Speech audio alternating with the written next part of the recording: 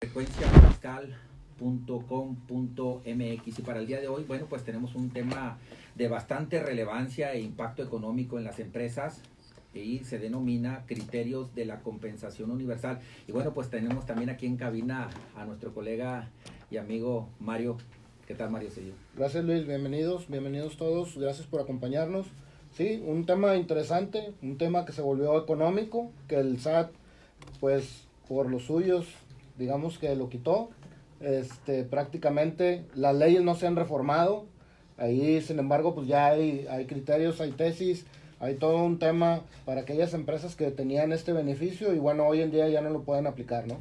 Ciertamente, y así hablando en temas de antecedentes, básicamente lo que tenemos es que precisamente en una ley de ingresos para este año 2019, bueno, pues la autoridad hacendaria a través de dicha ley, pues le establece una limitación y le pone candados y prácticamente extingue la compensación universal. Y vamos a ver que la autoridad con bombo y platillo hace una alusión a que incrementa cerca del 90% la recaudación para grandes contribuyentes y reduce también en cerca de un 15% las devoluciones de IVA. Veíamos este análisis previo que si bien hay un incremento en el análisis o en la recaudación, al final del día, ¿qué está ocurriendo? Si vemos el SAT como una entidad financiera, sus cuentas por pagar, sus obligaciones de devoluciones de saldo a favor se están incrementando drásticamente. Entonces, para esto tenemos pues al licenciado Jesús Antonio Rodríguez Millán. Él nos va a estar hablando de manera extensiva y profunda con un análisis visto a 360 grados, esto de la compensación universal. Licenciado. Muchas gracias, Luis. Muchas gracias, Mario. A ver, licenciado, un sí, poquito antes de entrar en materia, dinos en 30 segundos quién es Jesús Antonio Rodríguez Millán. Muchas gracias, Luis. Fíjate que tu servidor, el último encargo que tuve en gobierno federal fue como subprocurador de análisis sistémico de estudios normativos en Prodecon. Fui delegado federal de Prodecon aquí en Nuevo León. Fui secretario de acuerdos del Tribunal Federal de Justicia Fiscal y Administrativa. Y trabajé 11 años en el Servicio de Administración Tributaria en el área jurídica, en aduanas y en auditoría fiscal. Y actualmente me incorporé como socio de la práctica legal fiscal en la firma Deloitte. Excelente. Y ahorita hablábamos o poníamos algo de los antecedentes. ¿Qué nos puedes decir de esta compensación universal y en el caso propiamente de la exposición de motivos? Claro, mira. Bueno, como tú sabes, el tema de la compensación es algo que está regulado en el Código Fiscal de la Federación desde 2004, ¿no?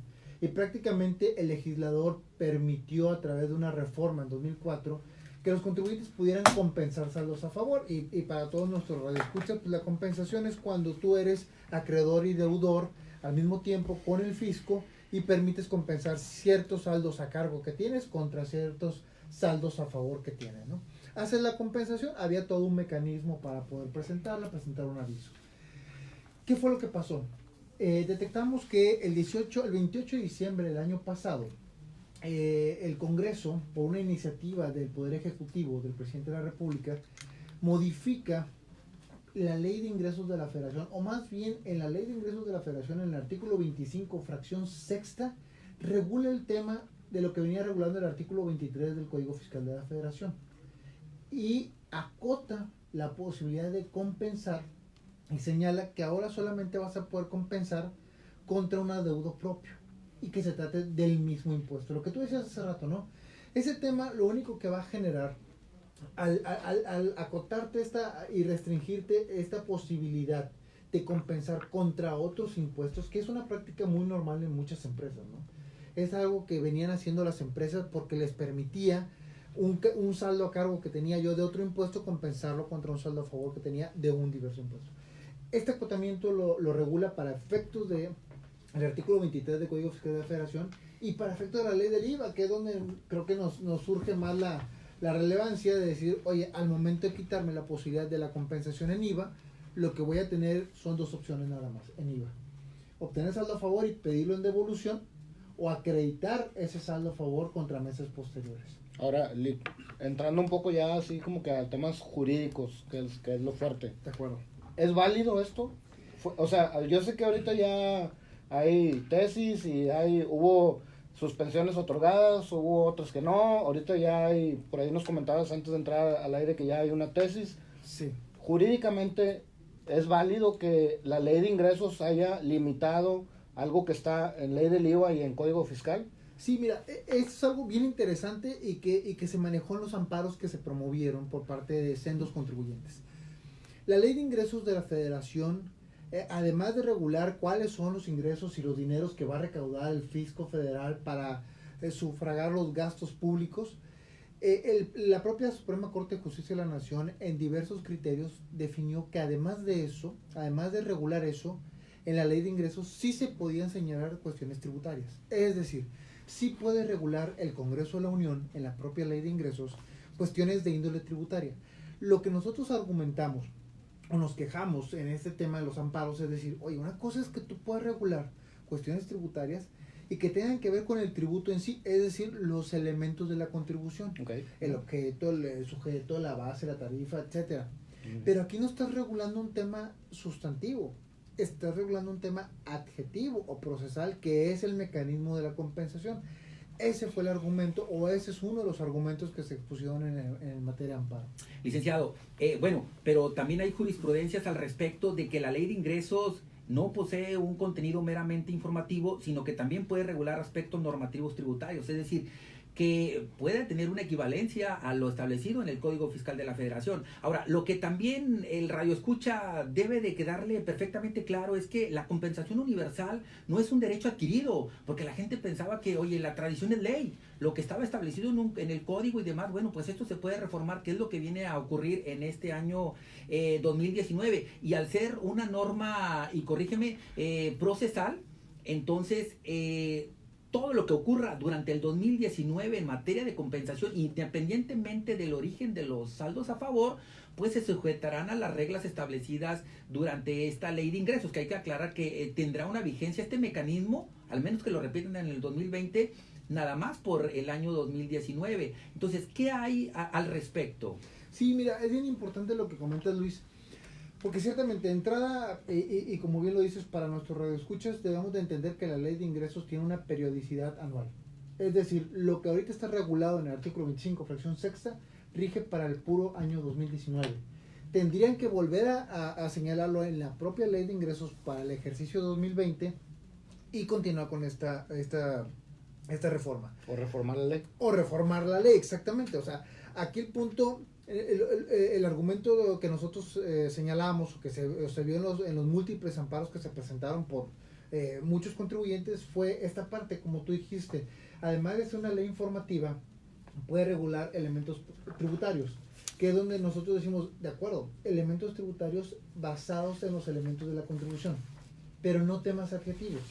Entonces, fue parte de los argumentos que se señalaron y que además nosotros decimos, oye, es que el tema, si bien no es un derecho adquirido, es un tema que está en ley y que la propia legislatura, el Congreso de la Unión puede modificar.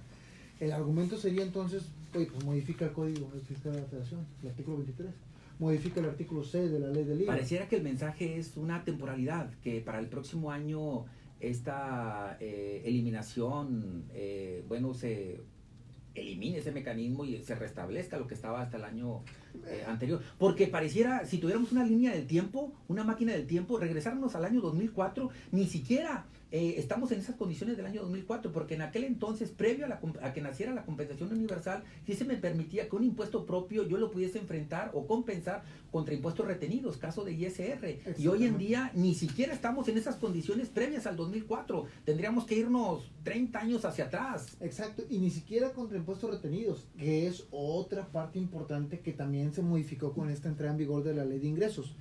Es decir, ya no nada más contra otros impuestos, sino también contra los retenidos de terceros. Claro. Entonces, prácticamente nos acotó todo, absolutamente todo, y esto, ya viéndolo desde un punto de vista financiero y operativo para muchas empresas, pues viene a tronarles el tema, porque al final del día ya no puedo compensarlo, y lo único que voy a hacer, y como bien decías hace rato, es incrementar mis saldos a favor, y creo que todos sabemos el viacrucis que sufre un contribuyente cuando va y trata de solicitar una devolución.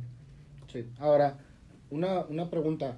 Si nosotros, como contribuyentes, tenemos por ahí todavía saldos a favor de IVA, hoy en día lo único que puedo hacer es IVA contra IVA o solicitar la devolución, como tú comentabas. ¿Hubo alguna regla por ahí que te permitía los saldos a favor del 2018 usarlos todavía en compensaciones de 2019? ¿Esto cómo quedó al final? Por ahí creo que había un criterio también del SAT. No sé si lo que comentábamos ahorita es que ya está rebasado. Sí. Yo creo que ese criterio era más que lógico, ¿no? A ver, si quieres, ilumínanos un poquito ese criterio, ¿qué le permitía al ¿Qué contribuyente? nos permitía hacer? Lo que permitía era que los saldos que todavía tuvieras a 2018 lo podías hacer, porque evidentemente a 2018 esta disposición no estaba vigente. Okay. Entonces no te puede acotar una disposición de 2019 respecto de aquellos saldos que ya tuviste en 2018. Evidentemente tuvo una temporalidad esta norma o esta regla porque ya no te permite lo mismo para saldos de 2019. Entonces, ¿qué es lo que tendría que hacer una persona ahorita? Como bien dices, Mario, es pedir devolución o en su caso acreditar el IVA. Es lo único que ahorita le permite. ¿Qué es lo que se buscó en los amparos? De entrada, como todo amparo, como todo juicio de amparo, pues es la suspensión, ¿no? La suspensión para que no me aplique a mí la ley, ¿sí? Y poder continuar compensando. Claro está que el tema no es resolver el fondo en la suspensión, simplemente es no me aplique la medida tajantemente para que yo pueda continuar haciéndolo. Es por un momento, digámoslo así. Es momentáneo porque recordemos que en materia de amparo hay dos tipos de suspensión. La suspensión provisional, que es la que te puede dar el juez de amparo, el juez de distrito, en el momento en que presentas la demanda, y la definitiva, que es cuando ya se analiza la suspensión que te otorgaron provisionalmente y te definen si continúa esa suspensión de forma definitiva hasta en tanto se resuelva el amparo en cuanto al fondo del asunto. Aquí lo que se logró en Nuevo León, de hecho aquí los juzgados de distrito en un principio negaron todas las suspensiones. Se acudió en un recurso que se llama queja ante los tribunales colegiados de circuito y se obtuvo un fallo favorable. Incluso llegó a tenerse un criterio, una jurisprudencia por parte de los tribunales del cuarto circuito en donde señalaban que era posible y factible otorgar la medida de suspensión definitiva. Sin embargo, esto no ocurre en todos los mismos tribunales. Recordemos que a nivel país hay muchos distritos, hay muchos circuitos y hay diferentes tribunales que pueden pensar de forma distinta y de hecho así fue. Hubo otros tribunales que consideraron que no era procedente la medida y por lo tanto se tuvo que elevar a un nivel de contradicción de tesis ante la Suprema Corte de Justicia de la Nación y precisamente antier tuvimos la mala noticia de que la Corte, con 4 votos a favor y 1 en contra del ministro Pérez Dayán, logró señalar que no era posible o no era procedente otorgar la suspensión en contra de este amparo. Estamos hablando del tema criterios de la compensación universal. Para esto tenemos al licenciado en Derecho Jesús Antonio Rodríguez Millán, socio de Deloitte. Fíjate, entonces, ¿dónde estamos parados al día de hoy? Aquellos contribuyentes que interpusieron un medio de amparo y le otorgaron la suspensión provisional, que al día de hoy están en esa situación, ¿cuál es propiamente la recomendación? Que apliquen la mecánica de compensación, porque aparentemente tienen un papelito que habla y que los ampara provisionalmente y que les otorga ese derecho, o lo que refieres ahorita, que la Corte ya se pronunció al respecto y que mejor mantengan las reservas. ¿Cuál sería propiamente la recomendación? Mira, hay varias aristas en este tema, ¿no? Y hay varias formas de poderlo ver. Hay quienes obtuvieron la suspensión provisional y posteriormente la definitiva. Esos contribuyentes sí pueden ejercer el derecho a la compensación. Que déjame decirte, Luis, que dicho sea de paso, incluso hay muchos contribuyentes que teniendo la suspensión definitiva no han podido compensar. Por un tema que el propio SAT tiene medio bloqueado y el sistema. Bueno, por allí sí establecen su mecanismo, ¿no? En el apartado del SAT tienen uno que dice presenta tu formulario de compensación y otro que dice presenta tu formulario de compensación, entre comillas, amparadas. Amparadas. Entonces, mira, pareciera que está el camino. El problema es que sí hemos tenido conocimiento de que es medio complicado acceder o no te permite la plataforma. Entonces, ya ha habido casos de otros socios, compañeros, que incluso han tenido que acudir al juzgado para decir, oye, tengo la suspensión definitiva, pero no puedo llevar a cabo la compensación, no puedo ejercer esta suspensión. Entonces, con un escrito presentado ante el propio juzgado, el juzgado puede requerirle al SAT que permita abrir el sistema para esos efectos. Entonces esos son los que lograron la suspensión definitiva. Los que lograron la provisional y mientras no le resuelvan la definitiva, con este criterio de la Suprema Corte, que pronto va a salir ya como jurisprudencia, es evidente que ya no les van a otorgar la suspensión definitiva. Entonces yo ahí te diría muy conservadoramente que no apliquen ahorita esta medida, o en su caso que se acerquen con su asesor fiscal para que les vea el caso particular. Habría que ir analizando caso por caso, ¿verdad? No podemos considerar que sí lo hagan o no lo hagan porque puede haber un efecto. Ahora, una vez adverso. que tengamos ya publicada esta jurisprudencia, que son 5 tesis, del mismo sentido. No, es que ¿se esta vuelve jurisprudencia ya es jurisprudencia porque viene una contracción de tesis. Ya, directo. Ya es jurisprudencia. Entonces, ya teniendo esta jurisprudencia publicada, digámoslo así, los que obtuvieron la suspensión definitiva, ¿de cualquier manera pueden aplicar la compensación o tienen que revertirla? No, no tienen que revertirla porque para ello tuvo que haber la autoridad acudido a un recurso cuando se otorgó la medida suspensional. Okay. Sí, ahorita yo insistiría, a lo mejor, como esto acaba de pasar antier, estamos nosotros analizando el impacto, y yo diría, oye, pues vámonos paso a paso, caso por caso, para ver cuál sería en este caso el efecto.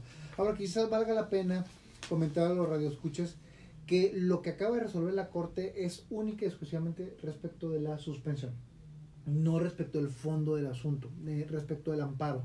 Que ahí a mí me gustaría comentar que aquí en Nuevo León ya se han ganado una serie de amparos en cuanto al fondo del asunto. ¿Sí? Okay. O sea, ya resolvieron el fondo, no el tema de la suspensión. Y de fondo están otorgando el amparo. O sea, ahorita esta jurisprudencia es para que ya no haya suspensiones. Nada más. Pero en sí, el si se puede o no se puede compensar contra otros impuestos, todavía la Corte no dice sí o no. Todavía eso no está definido. Hay unas primeras sentencias emitidas. Debe de haber algunas en contra, unas a favor. Aquí se han logrado algunas a favor del contribuyente. Y eso ya es en cuanto al fondo del asunto, ¿no? Ahora, y yéndonos a los casos del cómo sí, en los cuales, por ejemplo, el ISR propio generado en 2018 contra pagos provisionales del 2019, allá aplica perfectamente la compensación. Totalmente. En el caso del IVA, igual, un saldo a favor de enero 2018, perfectamente lo puedes aplicar contra un IVA a cargo del 2019 y posterior, que es vía acreditamiento. En el caso propiamente del ISR, existe confusión por parte de algunos contribuyentes si es necesario presentar aviso o no a la autoridad, porque bueno, hasta antes de esta reforma, pues si provenían de DIP y cumplía ciertos requisitos, pues propiamente el aviso no era un requisito indispensable, simplemente con montarlo en el DIP y mandar llamar el folio respectivo para la autoridad consideraba identificado y cumplido las obligaciones. ¿Dónde estamos parados? Mira, en ese aspecto, incluso si me permite la referencia, tu servidor siendo su procurador, en un cabildo que hicimos con el SAT, logramos modificar una regla, la cual en este momento no la traigo muy clara, no recuerdo exactamente el número, pero era precisamente para aquellos contribuyentes que habían subido su información a DIP y que al momento de una compensación les negaban esta porque no tenían el aviso. Entonces nosotros ante el SAT dijimos, oye, es que es ilógico que si ya tienes toda la presentación en el DIP, todavía le requieres una formalidad como el tema del aviso. Me parece que está superado con esa regla. Habría que buscar, te la paso, Luis, por correo, para que se pueda ver ahí que ya no es necesario, en este caso, la presentación del aviso per se. Hoy en día, en este momento, bueno, ya salió esta tesis, pero todavía está los contribuyentes en tiempo de pelear la resolución de fondo, o ya nada más los que se ampararon, que por ahí leí 2.200 a nivel del país, por ahí 2.200, 3.000 amparos fueron los que se presentaron. Ahorita quien no se amparó y tiene saldos a favor muy grandes de IVA que estaba compensando contra ICR, retenciones y todo este tipo de cosas, ¿podría hacer algo o ya quedó fuera de la jugada? No, todavía puede. Claro, tendríamos que igual analizar caso por caso, pero nosotros consideramos que aún se puede, ¿no? En este caso, este efecto es de carácter autoaplicativo, es decir, la afectación para cualquier contribuyente nace desde el momento en que sale la ley de ingresos. Tendríamos que ver el momento de aplicación, es decir, el acto de aplicación que tiene que darse para considerar que fue la afectación autoaplicativa sigue persistiendo.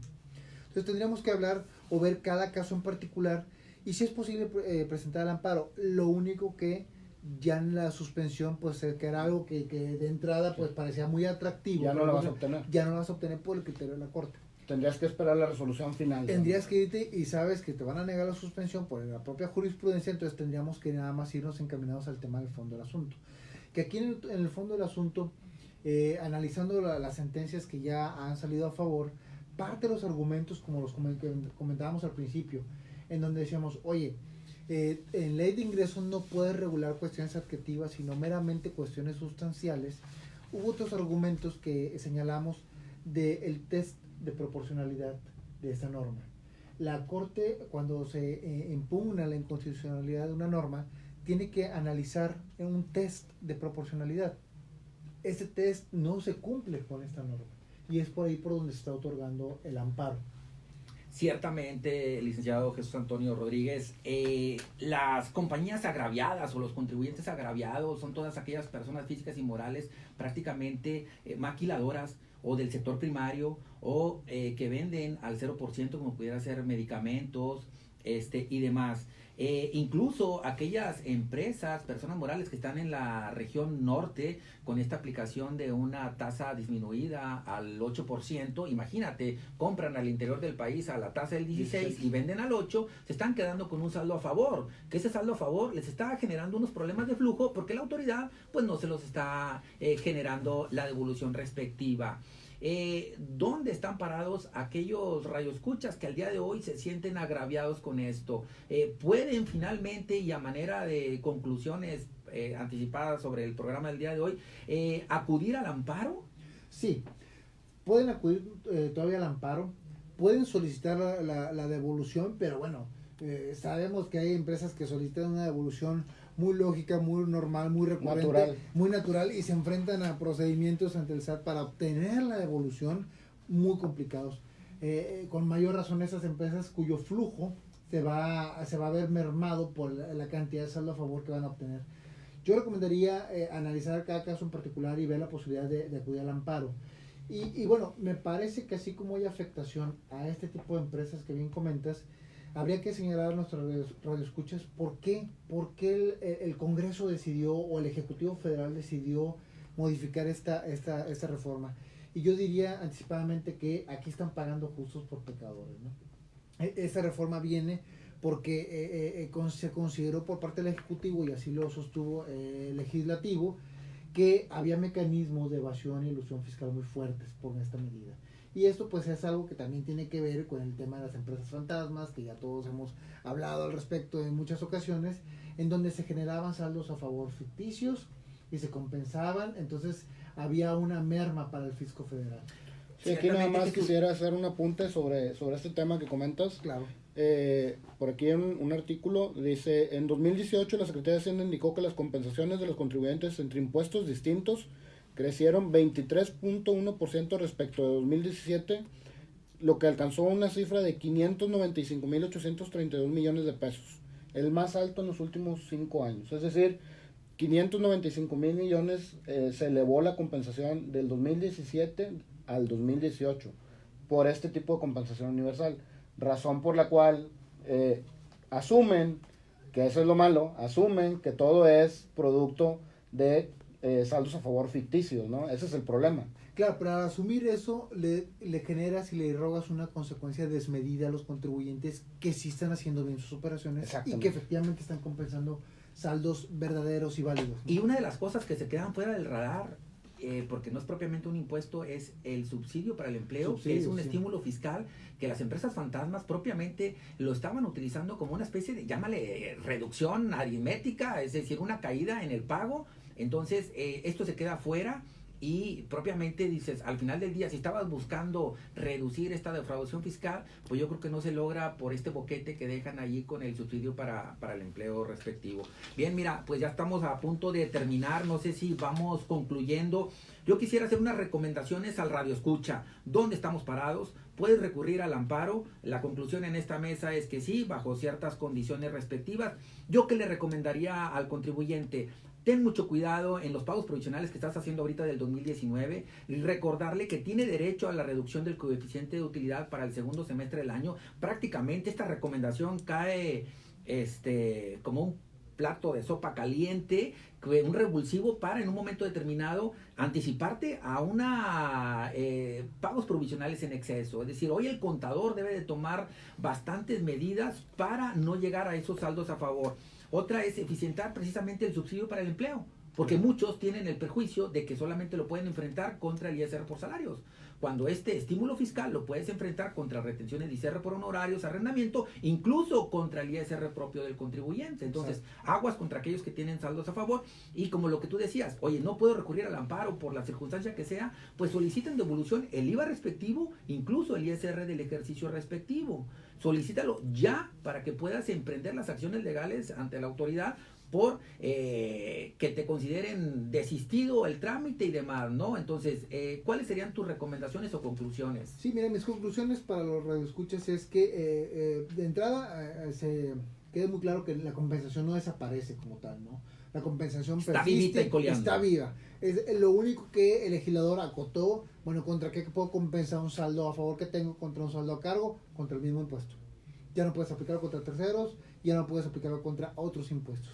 Eso, en una opinión jurídica, fue motivo de amparo. El amparo todavía sigue vivo, por decirlo de esta forma, analizando cada caso en particular.